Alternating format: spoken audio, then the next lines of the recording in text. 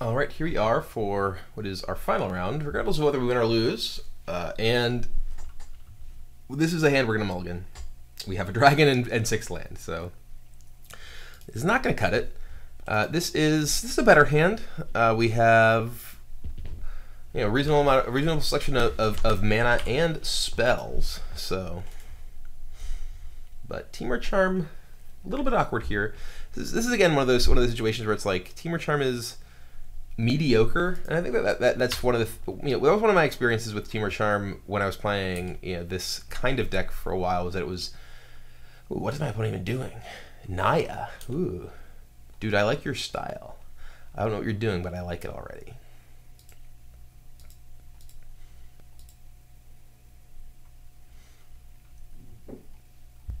Caryatid, okay, buddy.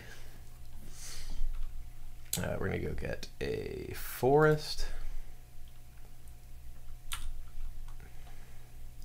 We are also going to play a Caryatid.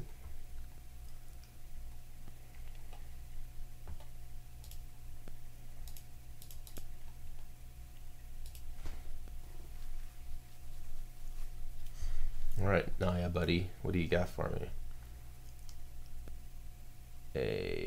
Xenagos. All right. Xenagos is a powerful planeswalker. I have not been super a big fan of how Xenagos has worked out for me, but at least not in this style of deck. So we're gonna play an Ashcloud Phoenix. It attacks Xenagos quite well here, though I mean our opponent could do something very powerful off of that Xenagos.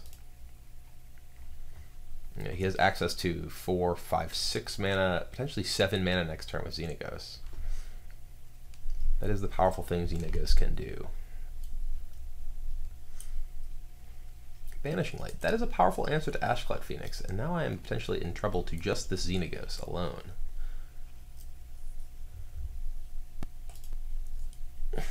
Uh-oh. Voyaging Satyr. Alright, so you're some sort of Naya ramp deck. Alright, now we're in the awkward position of just not really having very much to do. So I'm gonna go ahead and play a Courser. Play a land off of Courser. Kiora. Kiora is not really what I'm looking for at this point. I'm just gonna cast a Rattleclaw.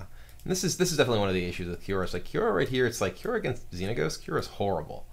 Your minus ability is okay. Plus ability is very, very bad.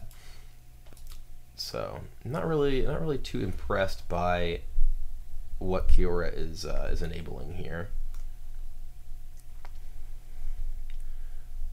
My opponent is basically about to have infinite mana. I guess he doesn't have anything to do. I guess is he just going to ultimate Xenagos? Is that like his plan?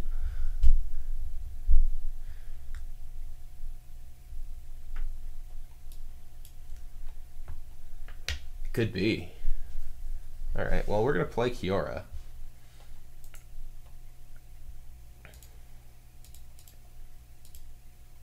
We're going to play Kiora, and we're going to minus Kiora. Plussing it doesn't really do anything. We get to play land and land.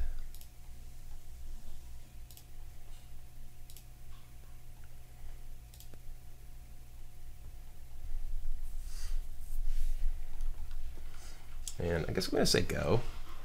I could just play, I think I may play Knuckleblade actually. Knuckleblade, I'm basically trying to get through. I think I'm going to play Knuckleblade, and then next turn I can Temur Charm to attack and kill Xenagos. I can't imagine that I'm going to be able to mana leak anything. My opponent has a Xenagos and access to 7 mana outside of that.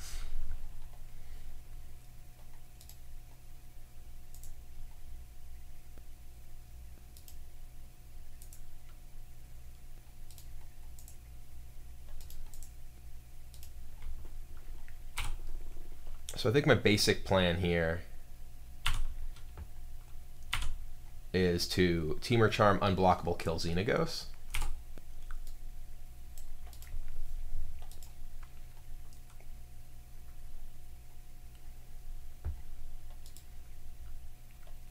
I hope my opponent doesn't just have infinite mana this turn to do whatever. Could play like an Elspeth this turn, though. Can I kill Elspeth if he plays Elspeth? This looks like it might be an Elspeth without the Xenagos plus. This is 3 mana. What is he casting? 4 mana? 5 mana? It's gonna be 6 mana. This looks like an Elspeth now. Although maybe Xenagos is gonna get plussed again.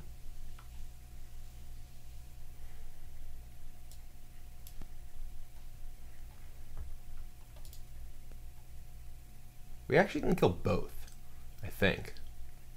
Oh god. Alright. Well, this is a lot of mana, whatever it is. 9 mana.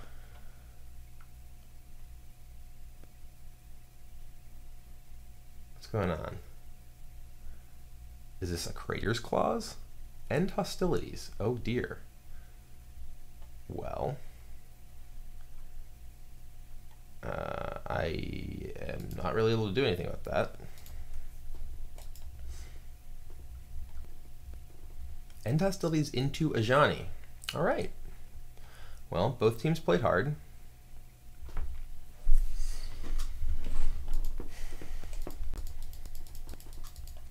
I'm pretty dead. He can literally ultimate a Xenagos and then follow it up with a Ajani to pump whatever. I mean, I guess I'm not 100% dead.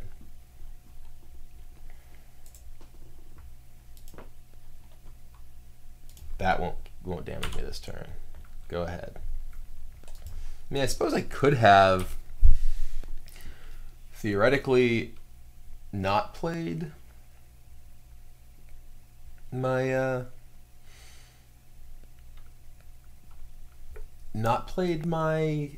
Savage Knuckle Blade there, but Temur Charm wasn't doing anything. Temur Charm there is another situation where it would have been quite a bit stronger as just Stubborn Denial. I think Temur Charm isn't very good. Whoa, Eidolon of Blossoms. Okay. What is my opponent's deck doing? Is he gonna Xenagos ultimate with Eidolon in play? Oh dear. That is sick. Oh my, that's actually not, I mean, it's powerful, but not that powerful actually. It's shockingly unpowerful.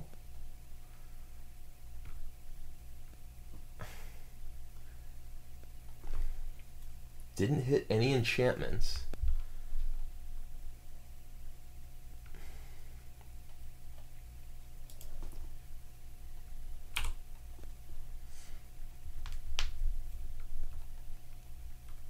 Probably should have waited to use Ajani. The perfect draw. Pelucranos number 2. Alright, well, we will minus.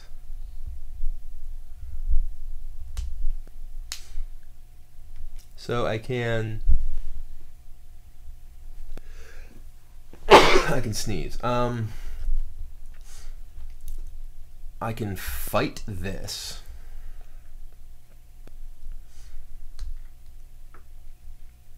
I can play a land and just attack with Pelucranos.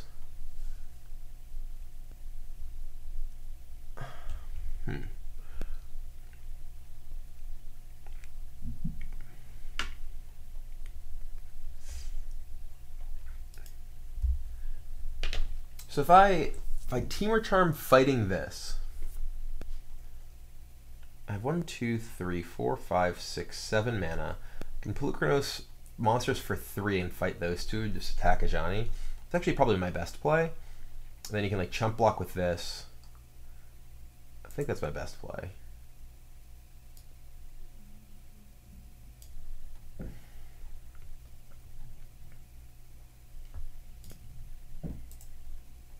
Monstrous.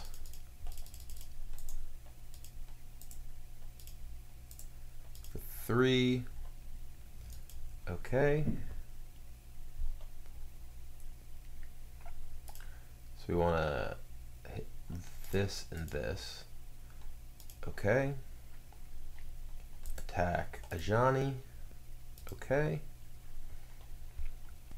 So he's almost certainly going to chump block with Caryatid. Yep. And now he has Ajani and a 5/5 Eidolon in play. which is quite powerful. He can, I mean, he could just plus his Eidolon, and you know, he's like, okay, I have an 8/8. Now he's gonna search, which is a stronger play overall. And he's gonna get Courser. That's a good card to get with an Eidolon in play.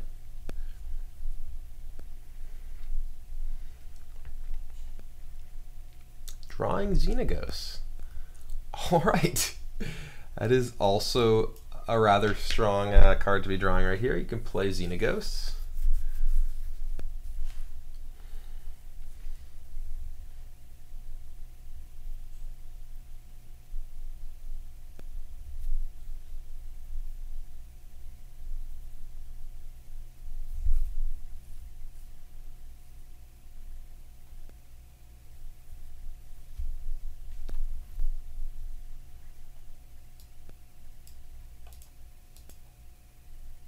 And he can kill Kiora with his Satyr, or with this, whichever one. Oh, that was not a good plan by him, because now I can Temur Charm and kill one of these, but granted, that's just not that powerful.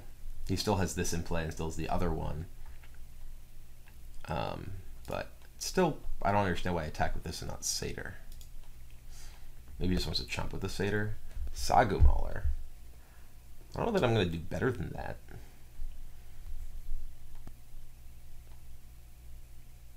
All right. So I think creatures with power, fearless, can't block. I have to kill Johnny.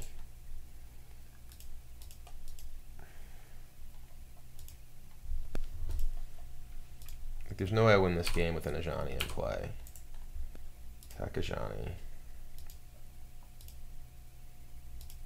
No, I may have done that incorrectly, actually. It's possible I should have tapped my mana in such a way that I could cast a second Polukranos. But maybe I just want to leave the 8/8 in play. Actually, it's probably wrong against the Xenagos. I'm super dead, though.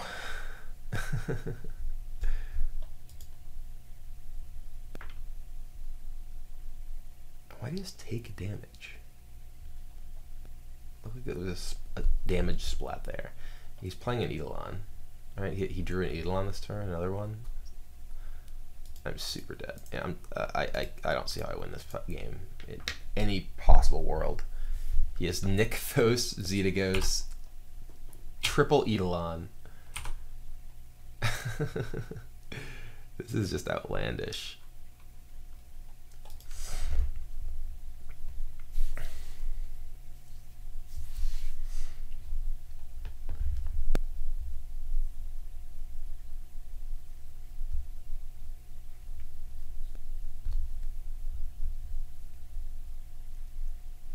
Sure, 7 mana. Why not?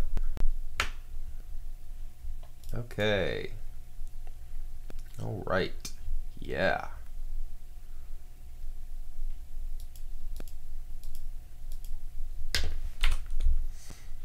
Oh, look. Number 4. Gang's all here. All right, this game's over. Alright, so his deck is very enchantment based, and we have a lot of good cards against that. So I'm gonna bring in all of these. I don't think my Kioras are very good. He has Xenagos. Temur Charm also seems pretty mediocre. I feel like I just want to have Stubborn Denial seems okay, but I think that Stubborn Denial is probably worse, just worse than a lot of my enchantment removal. You know, I have. His deck look, it's super enchantment based. We did see End Hostility, so I kind of want to keep Stubborn Denial on my deck. Sagumauler seems relatively weak. He does have Xenagos where it's pretty good, but we already have a bunch of flyers, so I'm gonna take out both the Sagumaulers and put in another Stubborn Denial. These counter his Planeswalkers. They counter his enchantments like what is it? Banishing Light. I remember the name for the ability in Ring. So Kiora seems very weak. The other Nissa and Sarkhan seem reasonable, but Kiora seems quite bad here. So I'm gonna go ahead and try this, and we'll see how it goes. do like having the you know, the amount of enchantment destruction that it feels like I have access to. And this hand is pretty mediocre. We have no acceleration, no real disruption. We do have Courser and then Phoenix, which is okay. We have all of our colors of mana, but this hand is pretty weak overall. I'm gonna mulligan this, I think. It's awkward because this is the sort of hand that, you know, it is not great, but when you know, there's so many worse 6-card hands. Like, I wonder if this is worse than the average. It's better than the average 6-card hand, because if the average 6-card hand probably doesn't have, the average 6-card hand doesn't have a mana creature in it, and it could. I'm gonna keep it. This is so borderline. It's pretty poor, but this is a matchup where it doesn't feel like I'm under tons of pressure right away. And both of these seem like pretty reasonable cards in the matchup. Like Courser and Phoenix are both, you know, okay cards. Although here's probably just going to play a mana elf and make me feel silly. Yeah, Elvish Mystic. I'm so jealous. I wish my deck got to play Elvish Mystic. Maybe the correct build for a deck like this is actually just red-green, so you can play Elvish Mystic. You know, just play Elvish Mystic into Rebel Master and just ignore Rattleclaw. Not Rattleclaw, Knuckleblade. He attacked with it though, which is not what an Elvish Mystic ever really wants to be doing.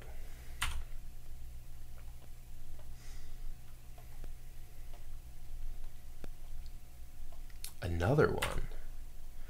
All right. Well, now I kind of feel like I didn't see this many mana creatures from him. I feel like I wish I had Anger in my deck.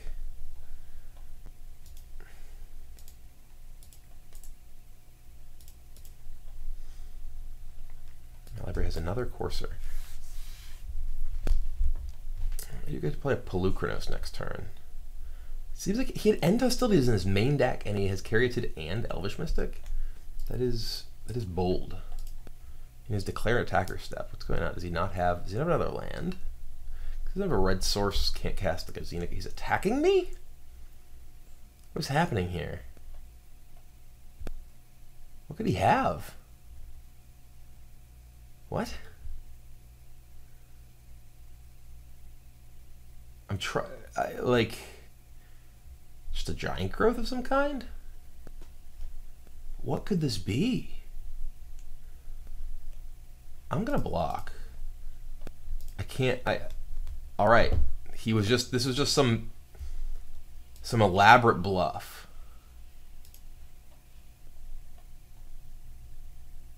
What is happening now? It's like a Hushwing, a Pillar of Light, my guy. What just happened? I really don't understand what the sequence of events that just happened. My opponent attacked into my guy, then after his creature died, Pillar of Light, my guy, after I got a trigger, and now I have a Pelucranos. My opponent's actions are suspect. I'll just leave it at that, suspect. And I got crushed last game, so. Banishing Light, okay. Pelucranos is banished to the Nether Realms, or wherever else things get banished to.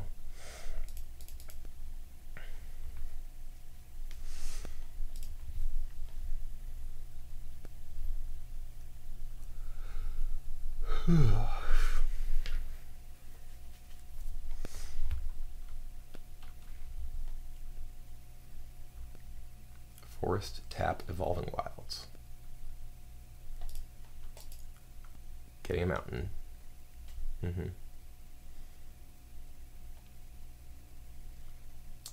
Eidolon of Blossoms. Okay, I would love a Back to Nature.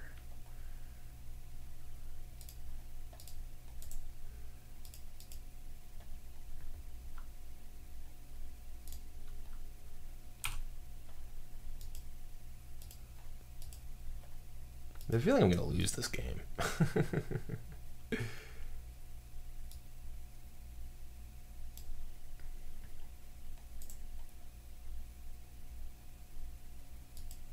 Very little reason for me not to cast Caryatid. It's not like Caryatid has value if my opponent has like a Wrath, like to keep it in my hand. I'm not fetching yet because I don't want my opponent to have information about what I'm going to draw when he's making his decisions for his turn.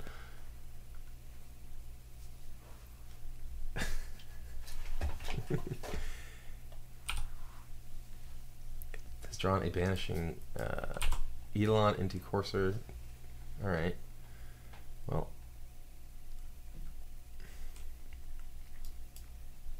Some of my offense has been somewhat stymied.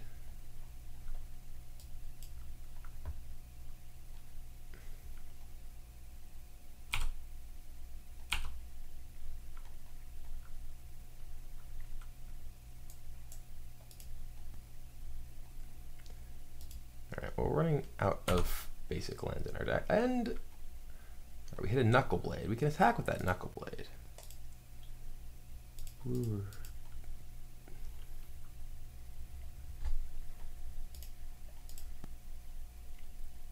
Haste.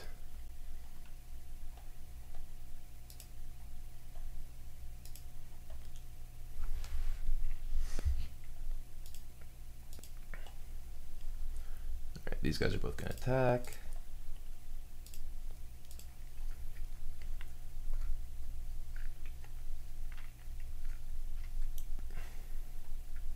It's a Pillar of Light.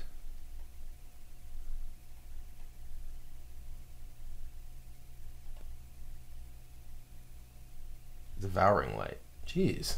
This guy's got all kinds of answers. It's not the first time I've had my Phoenix Devouring Lighted. Do not approve. Not one bit.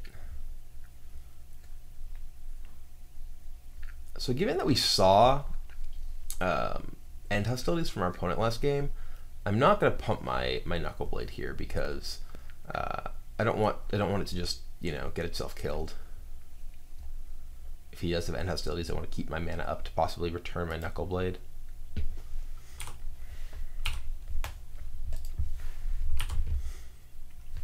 Reprisal. This guy's got this guy's got it all. Oh, this is comical. This is great. I love it.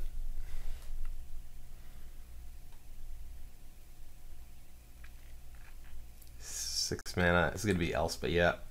We're so dead. We're so dead. Oh my god. Okay. All right. I really need to draw Crater's Claws. Do I even have one, two? Ooh, a Stubborn Denial. Right on time. Right on time. I like it. I like it. Right on time. Right after the Elspeth. 1, 2, 3, 4, 5, 6, 7, 8. I mean, I basically have to send Stubborn Denial to the bottom because I have to find an answer to Elspeth or an answer to my opponent's life total. Attack Elspeth. I need a Stormbreath Dragon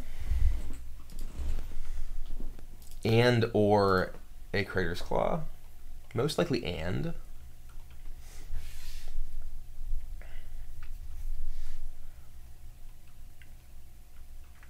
I wish there was like an Elspeth for Temur. There's like Nissa, which is not quite an Elspeth. Alright, well we have to send that Stubborn Denial to the bottom. And we draw, oh, perfect, a Rattleclaw Mystic. That was what I was hoping for.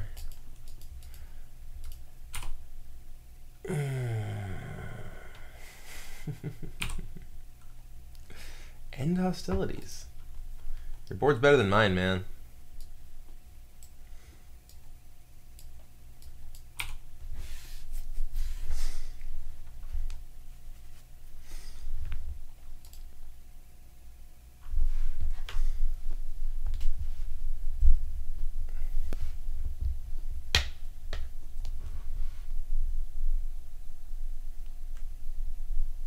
Another Courser.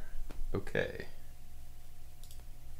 Drawing end hostilities. Oh, he's going to draw Eidolon next turn. Alright.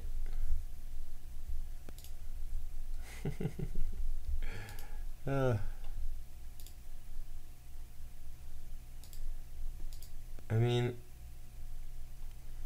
he did have some pretty good answers to my to everything I have over here. And I kind of flooded out, but this has just been this deck is just performed terribly against like everything I've played against. Has not felt good. And some of it has been, you know, individual card choices like the Kioras have just not been as effective as I had hoped. And everyone has answers to Ashclad Phoenix. Maybe Ashclad Phoenix isn't really a card that I want at all anymore. I don't know. Like, I keep running into Utter Ends and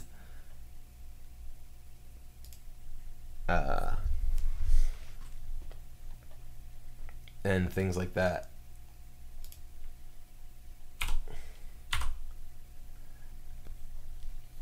I mean, basically right now I'm just like hoping to draw a Crater's Claw, but my opponent's even going to know it's coming, so he can, you know, end hostilities away all of my creature mana. So this game is basically over. Like, Elspeth's going to kill me. You know, I've just drawn like a couple of, you know, ground creatures and mana sources since Elspeth's come into play.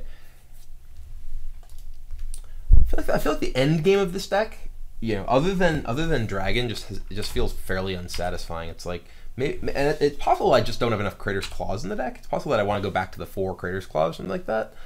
Hornet Queen, nice. Because, you know, sometimes you just have a lot of difficulty closing out games, where, you know, they're able to deal with any of your early offense. And you know, that happens quite a bit these days. Like, people have good ways to deal with a lot of your early stuff. And yeah, sure, why not? I also don't feel like the deck wants 4 coursers of Kruphix. I am consistently drawing multiple coursers, and they're just pretty unexciting. Like, I want to have like a courser in play in, you know, games that go long, but I've just not been particularly impressed by courser in general. It's been okay. It's been like decidedly average. I'm just dead. I'm not gonna play anymore. All right, we're super dead. So we did not defeat a live opponent. Literally 0 of them. So that is definitely a fact that has me less excited to play this version of this deck in the Grand Prix coming up this weekend. You might be able to figure that out. So definitely going back to the drawing board, was not impressed by Kiora. Kiora, at least as a main deck card, was very poor. Seems like it's you know, the kind of card that, you know, probably a sideboard option, if that, against some of these decks. And it also just doesn't mesh all that well with what the deck is doing overall. You know, Kiora is a sort of card that lends itself to a deck that wants to play longer games. And Temur is not really that deck. It's possible that the Kioras are maybe good against, say, Abzan, because both things that it does, you know, potentially draw you cards as well as stop an individual creature like a Siege Rhino, is reasonable, but you don't really have, you know, like, you don't really want to be just ticking up on a Siege Rhino and then have it get killed. I mean, but again, if it just eats a removal spell and, you know, stops their Siege Rhino from attacking you, that's, you know, actually fairly reasonable too. But against like Heroic, it was only okay. Granted, the game, you know, the first game I had it, I literally misclicked and targeted the enchantment rather than the creature, and, you know, that is not going to be very effective. And the next game, you know, I had a very poor draw and didn't do anything in the early turns of the game, and it's possible that, you know, the Kiora might have allowed me to sort of get into the game otherwise, but Temur Charm was very unexciting, and that's something that I had experienced before, but was, you know, thinking, okay, maybe with the different sort of configuration of the deck that it might perform better. But it was very bad in multiple matchups where I had it. You know, just wasn't able to effectively keep mana up to use it. Didn't really do enough when I did. And just overall, I felt like the deck just was kind of lacking end game. You know, like Dragon was, you know, pretty good in some situations, but you only have 4 dragons in your deck, and it's difficult to win the game when you don't have them. Ashclad Phoenix did a little of that before, but you know, as we've seen here, I mean, my opponent here had Banishing Light and you know, Consuming, Devouring Light or whatever, and, you know, I've run into Utter Ends and Silence the Believers. So not convinced that Ashclad Phoenix really has the same sort of clout that it did before. Maybe I'm gonna try something more, Nissas or something. I don't know, but just haven't been impressed with what's been happening here, and definitely need to go back to the drawing board. So anyway, that's gonna be it for this video, and maybe next time I'll, you know, try something else and maybe win some games. We were doing so well last week, for instance, but now Just not cutting it. Not cutting it. Anyway, thanks for watching. I'll see you next time.